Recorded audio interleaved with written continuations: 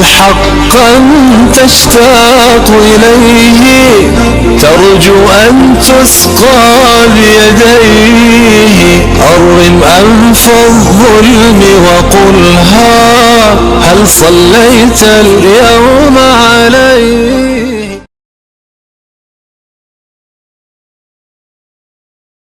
بسم الله الرحمن الرحيم. الحمد لله رب العالمين، ثم الصلاة والسلام على أشرف الأنبياء والمرسلين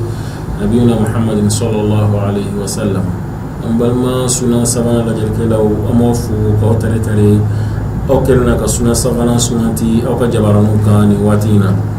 أما يرالا كافو نياغا كنسي كنن بكما أغا من غلو جابلوكا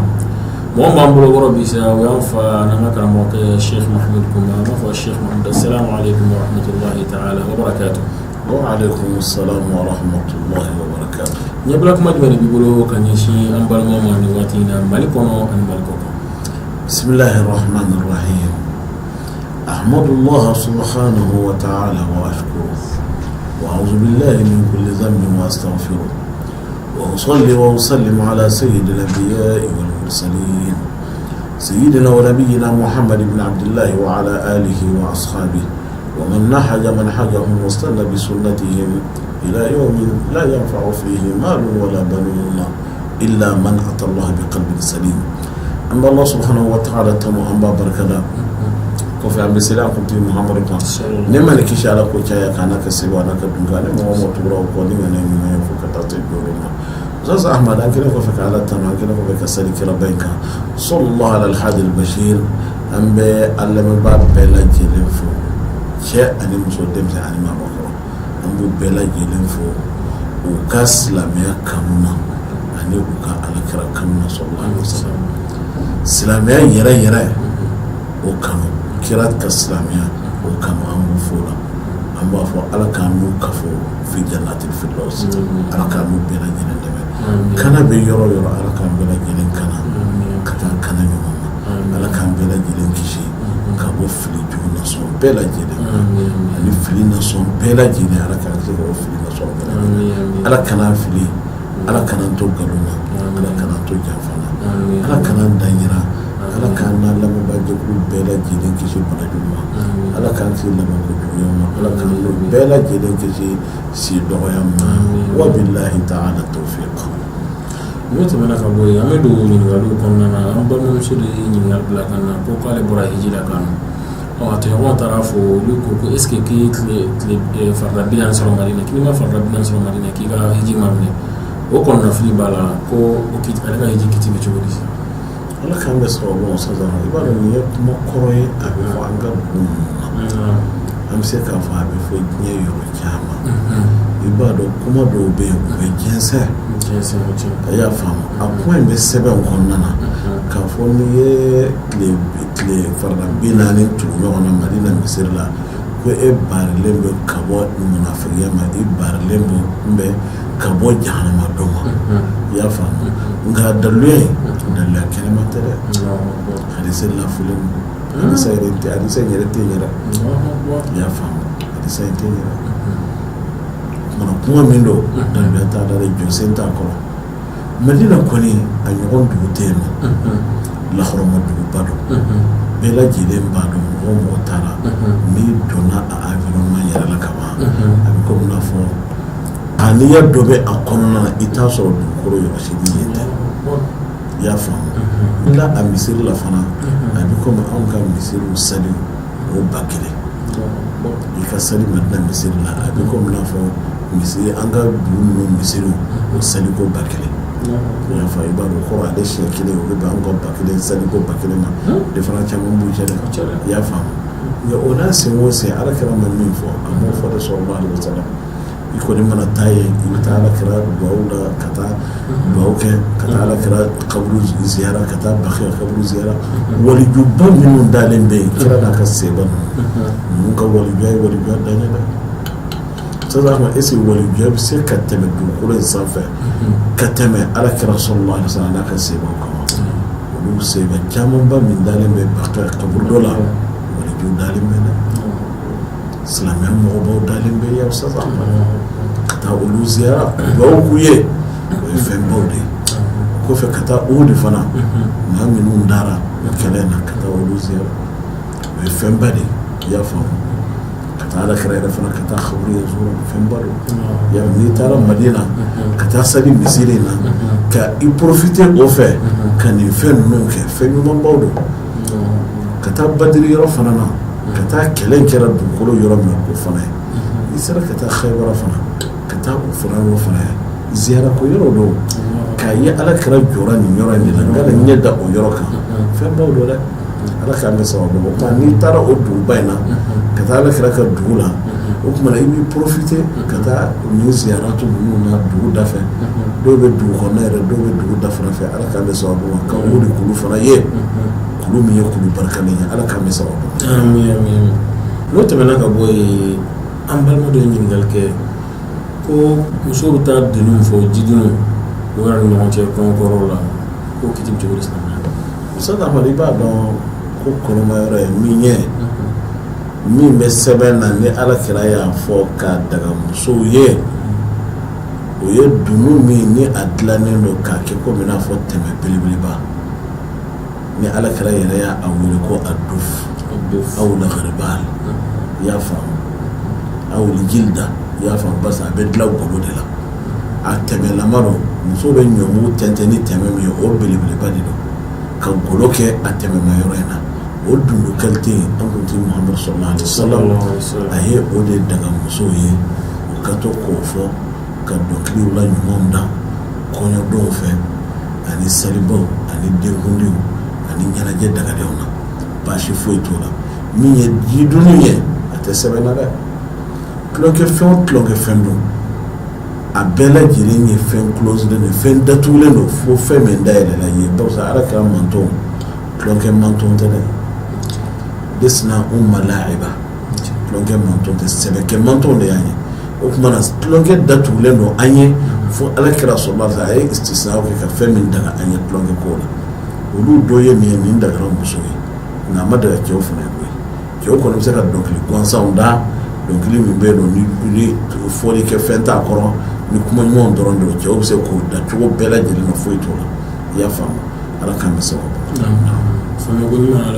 o tɛ jidunu b'o bolo ka taa ji bɔ kɔlɔn kɔnɔ k'a kɛ ka filen dɔ fa ka filen dɔ biri a kan o kuma na a tɛ sɛbɛn na dufu in de bɛ sɛbɛn na o kuma na an ka jidunu in to yen ni dunduko don o yɛrɛ ni u delila o yɛrɛ ka nɔgɔ ma ka tɛmɛ fɛn bɛɛ kan parce que o dilannen yɛrɛ feeretaw bɛ yen o b'a sɔrɔ fan bɛɛ fɛ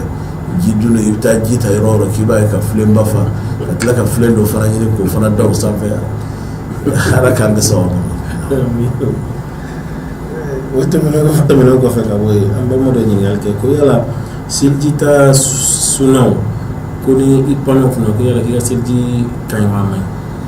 Ustaz Ahmad i b'a dɔn seliji ta dɔnnikɛlaw y'a jateminɛ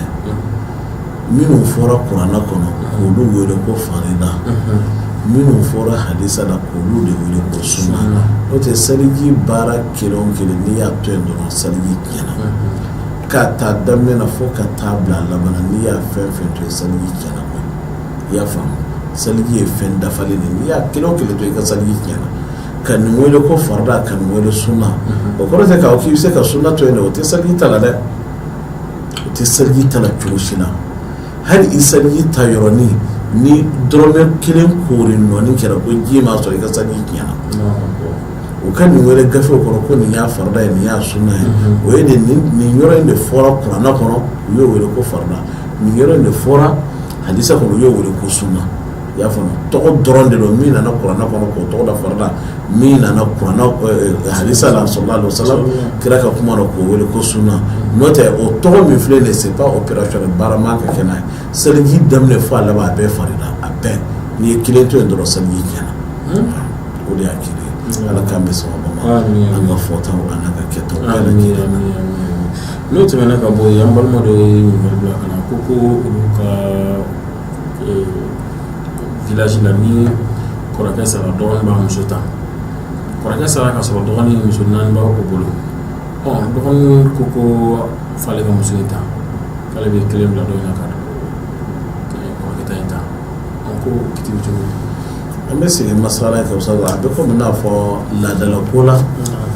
i b'a dɔn fɛn min don fana a bɛ don ɲɔgɔn dɛmɛ fana kɔnɔ i bɛ taa sɔrɔ i kɔrɔ ka sa n kɔrɔ Mamadi fatura ayiwa a musonin kelen bɛ yanni a ka taa du wɛrɛ kɔnɔ ka bɔ a denw kɔrɔ ayiwa dɔgɔkɛ o bɛ muso in lasigi k'a kɛ a ka filanan ye walima k'a kɛ a ka saba walima k'a kɛ a ka naani ye ni a diyara muso in yɛrɛ ye ko ɲumanba don sinji dilannen don du dilannen don du ka to kelen na kɔfɛ mɔgɔ wɛrɛ kana don du kɔnɔ walima muso ka taa mɔgɔ wɛrɛ ka so a delilen kɔfɛ du in na ni furu diyara muso in kɔni ye a ka segin a b'a fɛ ka segin a cɛ dɔgɔninw ma baasi foyi t'a la dilannen don i y'a faamu nka nin ta in bɛ cogo min na naani b'ale bolo a kɔrɔkɛ fatura a fatulen ale b'a fɛ ka muso dɔ de furu sa sisan ka nin ta ko o bila olu nɔ na an b'a fɔ a ye a kana o kɛ a kana tɔɲɔni kɛ ala y'a haramuya muso kana baga cɛ ma k'a furu sa cogo min na ala kɛra ko sallallahu alaihi wasallam muso o muso e de ye furusa ɲini i cɛ fɛ k'i b'i manja kɔrɔbɔ k'a sɔrɔ furusa sababu foyi t'i la lahara dɔ i ka arijana sɔrɔ ka gɛlɛn dɛ kira ba in ɲɛfɔ sallallahu alaihi wasallam i y'a faamu o tuma na sa cɛ fana ka baga muso ma k'a furusa ten nɔ fu la ten ha lahara dɔ i ye tɔɲalikɛla de i ka arijana sɔrɔ ka gɛlɛn dɛ parce que e y'a bɔ a pilasi la ka tila k'i b'a segin a pilasi la i y'a tɔɲa ni e kun ma muso in furu ne ma bɛ cɛ wɛrɛ de kun e taara furu min kɛ ani e ka furu de la sababu tɛ mun i b'a furu sa a fɔra ko wala hunna mislu lazi alayhinna bil ma'ruf doni fɛn fɛn bɛ musow kan o bɛ ɲɔgɔn bɛ cɛw kan doni fɛn fɛn bɛ musow kan o bɛ tɔnɔ o b'o sɔrɔ fɛn fɛn fana bɛ cɛ kan i fana b'a tɔnɔ sɔrɔ wala hunna mislu lazi alayhinna bil ma'ruf i y'a faamu furusa dagɛrɛ tɛ cɛ ye nkalon kan muso min b'i bolo i ka jɔn tɛ dɛ n'a kɛli kɔnɔ ko furu ye muso bila a k'e ka service a ka dumuni tobi ye a k'i ka fini ko k'o de bɛ laban ka kɛ jɔnya ye furu b'i bolo nkalon b'i da n'i y'a tɔɲa lahara don ala bɛ taa i sɔɔri jahanama kɔnɔ k'i fila kɔnɔ i bɛ san 1000 kɛ a tɛ hali lajɛ tɔɲani dabila la tazulimanna iza ma kunta muqtadiran fa zulmu yarji'u uqbahu ila nadami sabu amadu cɛ min bɛ dan sago a n'a muso jamu ka ca kosɛbɛ cɛ min bɛ tɔɲani kɛ ko n ye nin muso in ta nin kɛra kɔlɛtigi ye nin girinyana kama a denw jara taa yɔrɔ wɛrɛ t'a bolo a faso la n'a seginna ka taa pilasi t'a bolo a tɛna se ka essaye i ɲɛ b'a la muso dɛsɛ k'o exploiter e kɛra maalankolon de e tɛ furu ɲɔgɔn ɲuman ye cɛ o cɛ b'o cogo fɔsɔn kɛ a tɛ gasi dɔn conscience t'a la o tigilamɔgɔ ma kɛ furu ɲɔgɔn ɲuman ye ni muso yɛrɛ kɛra ten e kan ka hinɛ a la ka taa fɛ hali ni ko diyara yɛrɛ i b'a fɔ e yɛrɛ kan ka du yɛrɛ bila ka du tɔw muso bolo parce que e y'a bɔ a ka so kɔnɔ ka n'e ka du kɔnɔ sisan place yɛrɛ t'a bolo a faso la ni mɔgɔ bɛ du yɛrɛ bila e kan ka muso in yɛrɛ bonya e ka to yan ne bɛ place wɛrɛ ɲini o de ye hɔrɔnya yɛrɛ wala parce que ne de taara don e kan ka bɔ nin ye i y'a faamu o tuma na sisan an b'a fɔ cɛ ɲɛ ni a ye nin kɛ ko a y'a sago de kɛ a ma ala ko kɛ a ma tilennenya kɛ a ma silamɛya kɛ a y'a nun nɔgɔ ko de kɛ a dɔw la i bɛ taa sɔrɔ kɔrɔkɛ muso in yɛrɛ o kun ma ka di ale ye kabini kɔrɔkɛ yɛrɛ ma fatu o mana kɔrɔkɛ fatu la a bɛ profiter a ye muso 4 bɛ bolo e b'a fɔ k'e bɛ dɔ bila k'i b'i kɔrɔkɛ muso o ma mun don nin cɛ façon yɛrɛ i bɛ se ka mɔgɔ man k'i den di nin cɛ façon ma komi a ye mɔgɔw den ta ka ban a ye mɔgɔw den ta ka ban ne cɛ den ni mɔgɔ furu cɛ bɛ tɛ mɔgɔ furu ɲɔgɔn ye dɛ cɛ fu fa fu de ka ca cɛ o cɛ n'i tɛ se ka hadamadenw denmusow minɛ ka ɲa e tɔgɔ ko fu ni hadamadenw tun bɛ suru cɛ caman tun bɛ taa fiɲɛ fɛ dɛ siga foyi t'a la mɔgɔ bɛ suru cogo min na fini bɛ suru cogo min na taama ni hadamadenw tun bɛ suru ten fiɲɛ tun bɛ taa ni cɛ caman ye dɛ ala k'an bɛ sababu o tuma na a b'a fɛ ka min kɛ o ye tɔɲani de ye zulumu wa zulumat n'a y'a kɛ ayiwa ani ala tɛ dɛ ala k'an bɛ sababu n'o tɛmɛna ka bɔ yen n balima dɔ ye ɲininkali bila ka na ko cɛ dɔ fatura ka muso 2 to a kɔ muso 1 denw b'o bolo 2nan kɔni foyi t'o bolo k'olu ka cɛ kiti salamu a bɛ komi n bɛ ka kasa min nta ni ka ɲininkali na ale b'a fɛ k'a fɔ de ko ni muso min ni den t'a bolo ko tiɲɛ t'o tiɲɛ t'o ye den kɔni furukɛ tɛ fan kelen fɛ den kɔni tiɲɛko tɛ fan kelen fɛ cɛ kɔni i mana fatu k'i muso fɛn fɛn to yen den bɛ min bolo den tɛ min bolo i musow de don u ka tilancɛ 8 i ka nafolo tilancɛ 8 ni a y'a sɔrɔ hali den kelen bɛ e bolo i ka nafolo tilancɛ 8 o de bɛ tila u bɛɛ ni ɲɔgɔn cɛ u bɛɛ bɛ dama kɛɲɛ hali n'a sɔrɔ min ye san 60 k'i ka furu la nin ye tile 4 k'i ka furu la e fatura k'a to san 60 ani den 10 kɔ ani nin ye tile 4 k'i ka furu la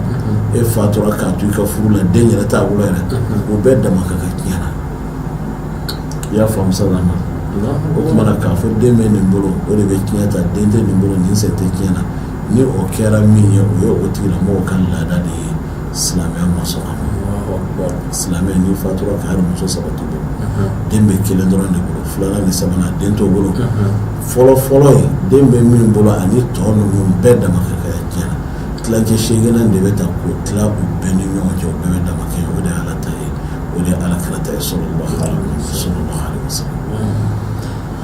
N'o tɛmɛna ka bɔ yen an balima dɔ ye ɲininkali kɛ ko ka bisimilayi kɔn fatiha kalan ye ko kiti bɛ cogo di Ustaz Amadu i b'a dɔn min ye ka bisimilayi fɔ i b'a dɔn fatiha kɔni bisimilayi bɛ a daminɛ na mais yali sali la a fɔli n'a fɔbaliya walima a gundo n'a gundobaliya kumakan 3 bɛ o la kumakan 3 bɛ o la an t'a fɔ an ka don a walawala la kosɛbɛ ka da waati kama mais ala giriman ye jumɛn ye bisimilayi fɔli kan ka kɛ mais i b'a fɔ gundo la sali la i y'a faamu sali n'i bɛna fatiha kalan i bɛ bisimilayi rahmani rahim fɔ mais i b'a fɔ gundo de la i y'a faamu n'i y'a fɔ bange nafa fɛn t'i ka sali la i y'a faamu. N balimamuso de ye ɲininkali bila ka na ko kɔnɔnafili ko dɔ b'ale la ko a cɛ ye kɔnti dayɛlɛ ka d'ale ma kɔnti in kɔni bugura nka tiɲɛ yɛrɛ la cɛ y'a fɔ ale yanni cɛ ka sa ko min bɛ da kɔnti in kan n'a bɛ f'o ma ko fayida k'i kan'o ta bon ale kɔni b'a fɛ ka wari tɔgɔ ta k'a di fantanw ma ale t'a fɛ k'a dun yala ale y'a cɛ kan sɔsɔ walima kan sɔsɔ. Sa Amadu an bɛ kuma ye an b'an da don a la k'a walawala ka taa fɛ a bɛ komi n'a fɔ olu kɔni y'u ka wari bila banki la o kosɔn wari ka lakana nka banki ye dɔ fara u ka nafolo kan a bɛ komi i taara miliyɔn 2 bila banki la sisan e kɔni y'a dun wa de k'a garder u bolo o kumana banki bɛ k'a ka baara k'a la walima a tɛ ka baara k'a la banki kɔni bɛ ka dɔ fara e ka wari kan san o san a bɛ 40,000 walima 20,000 ɲɔgɔn fara kan o kumana o 20,000 yali i kan ka ta wa tari i kana ta o y'a masala ye nka komi ale cɛ ko a ma k'u bɛ ka min fara wari kan k'a kana ta yali ni ale ye wari in ta ale ye cɛ kan sɔsɔ a taara a ma sɔsɔ an b'a fɔ cɛ ma faamuyaba kɛ a yɔrɔ la dɔɔnin ala ka hinɛ na ni cɛ kun ye dɔnnikɛlaw ɲininka o bɛ kuma wɛrɛ fɔ a ye min ni o tɛ kelen ye nin masala in ye jumɛn ye dɔnnikɛlaw ye ɲɔgɔn ye nin kan kabini waati jan k'a fɔ i b'i ka wari bila banki la e b'a fɛ i ka wari karila ka na zon ka na taa bi ka k'i fara ka wari ta sisan banki mɔgɔw bɛ min fara e ka nafolo kan dɔnnikɛlaw ko k'i kana a to u bolo i ka wari in sama ka bɔ i ka nafolo kɔrɔ i k'a don yɔrɔ kɛrɛnkɛrɛnnen dɔw la i y'a faamu a kana to banki mɔgɔw bolo sisan n'a tora banki mɔgɔw bolo a bɛna fanga don olu ka riba baara de la i y'a faamu o kumana a fɔra i k'a minɛ ka bɔ bolo bon an b'a fɔ an balimamuso in ye ala ka hinɛ a cɛ la ani a ŋaniya ɲuman fatura a n'a ka faamuya fana danna yɔrɔ min na a ye baara kɛ ten an bɛ dugawu kɛ cɛ in tun tɛ haramu fɛ koyi n'i y'a ye ale fatutɔ la a yɛrɛ bɛ nin fɔ o b'a sɔrɔ limaniya de b'a la dɛ ka kari diɲɛ nafolo in kɔ a ma nɔgɔn ni limaniya tɛ la a ma nɔgɔn an bɛ dugawu kɛ ala ka hinɛ banbatɔ la ala ka yafa ma ala k'a dayɔrɔ suma nka an b'a fɔ a ye a ka taa wari in ta mɛ a yɛrɛ kana dun a kan k'a don yɔrɔ jumɛn misiriw ɲɛgɛnw labɔli nafolo min kan ka don olu de la ani misiriw kɛrɛda siraw k'olu dilan a man ka kɛ ka misiri jɔ a man ka kɛ ka saraka bɔ basa wari nɔgɔlen don o nafolo de don i y'a faamu mɛ a don yɔrɔ bɛ yen misiri nɔgɔ bɔli ani misiri kɛrɛdaw ani misiriw fɔnsedingɛ minnu bɛ misiridaw la olu de bɛ bɔ ni a ye ala k'an bɛ sababu n'o tɛmɛna ka bɔ yen an balima dɔ ye ɲininkali bila ka na ka yala bi bɛn silamɛ yi ka sanni kɛ kafiri bolo wa? Sɔrɔ Amadu fɛn t'o la kira tun bɛ sanni kɛ yahudiw bolo olu don kafiriw don i y'a faamu ani kerecɛnw tun bɛ sanni feere kɛ ɲɔgɔn fɛ mɔgɔw bɛ sanni kɛ kafiri ma sɔn bɛɛ bolo baasi foyi t'a la nka fɛn dɔw bɛ yen nɔ minɛn bɛ silamɛ bolo a bɛ kafiri bolo u bɛɛ lajɛlen ka minɛn ka ɲi a si tɛ joma ye u bɛ ka piri kelen ye e mɔgɔ o mɔgɔ ye mumini ye e kan ka t'i ka o tɔnɔ dɔ i ɲɔgɔn silamɛ ka taa fɛn san mɔgɔ yɛrɛ kun yɛrɛ dɛmɛ dɔ don o tuma i k'i ni silamɛ wa ta'awanu 'alal birri wat taqwa silamɛw damaw de kan ka ɲɔgɔn dɛmɛ i y'a faamu mɛ fɛn min bɛ yen n'a ɲɔgɔn tɛ sɔrɔ silamɛ kun walima a bɛ kafiri ta kɛ ka tɛmɛ silamɛ kan ala k'an kisi i bɛ taa san kafiri bolo foyi t'a la baasi foyi t'a la. N'o tɛmɛna ka bɔ yen an balima dɔ ye ɲininkali kɛ ko ale kɔni ka baara bɛnnen mɔgɔ kɔlɔsi de ma olu ka ɲɛmɔgɔ olu bɛ se olu b'u kɔlɔsi yala olu ka kiti bɛ cogo di? Ustaz Amadu bɛ komi n'a fɔ président ni ministre ka garde corps n'u nana misiriw la garde corps b'u kɔlɔsi dɛ i y'a faamu olu ta bɛ don dɔgɔtɔrɔya kɔnɔna na bari mɔgɔ damadɔ bɛ yen olu ka jama seli olu bɛ don dɔgɔtɔrɔya kɔnɔna na i t'a sɔrɔ faamaw bɛ taa seli misiri la selidonya ni jumadonya fɛ u ka hurasu n'o y'u ka gardiw ye a kɛra garde corps ye walima a kɛra garde jamakulu yɛrɛ bɛɛ lajɛlen ye bari olu tɛna se ka seli o cogo in na hali a dɔw yɛrɛ bɛ yen u bɛ taa fara mɔgɔw kan k'u bɛ sara o b'a sɔrɔ u tɛ ka seli la u bɛ baara wɛrɛ la o ye jateminɛ ye i tɛ ka seli i bɛ biriw nɔfɛ i bɛ wuluw nɔfɛ tuma dɔ la n'u birila i jɔlen bɛ to i bɛ jama cɛla o bɛɛ kɔlɔsili dɔ ye o tuma an b'a fɔ olu ta in bɛ ta lakana baara dɔ kan dɔgɔtɔrɔya kan o misaliya jumɛn o de fana bɛ yen mɔgɔ minnu bɛ yen ni u bɛ nafolo garde yɔrɔw ani yɔrɔ minnu bɛ yen ni binkannikɛlaw ka teli ka taa bin olu kan olu gardiɲɛw fana bɛ ten i y'a faamu ani fana fɛn dɔ fana bɛ yen nɔ an b'o fana fɔ ka fara a kan ani dɔgɔtɔrɔ minnu bɛ k'u to opereli la hadamaden farikolo yɔrɔ dɔ dayɛlɛlen don e bolo i b'a dɔn kɔni e tɛna se ka o dayɛlɛ dɔ k'i bɛ taa sali bɛ se dɔrɔn olu dɔw bɛɛ bɛ don dɔgɔtɔrɔya kɔnɔ i y'a faamu mɔgɔ o mɔgɔ bɛ yen n'i bɛ nin dɔgɔtɔrɔya ninnu na k'a sɔrɔ e dun ka jogo ye jamasali de ye i bɛ jamasali baraji sɔrɔ i bɛ jamasali baraji sɔrɔ ala k'an bɛ sababu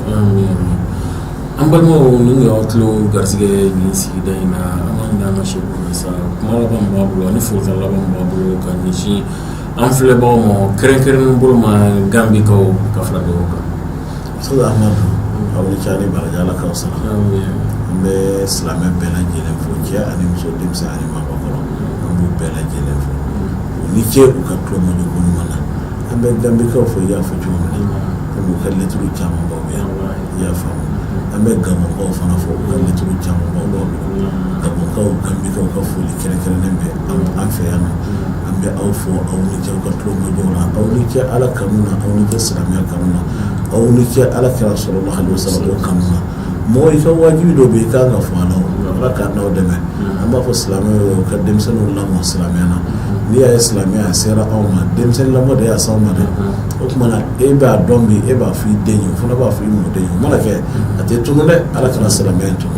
o kɔfɛ Ustaz Amadu an balima minnu fana bɛ Faransi n'u bɛ a lajɛ an b'u fana bɛɛ lajɛlen fo i y'a faamu ani Guinée Bissau kaw an b'u fɔ dɛ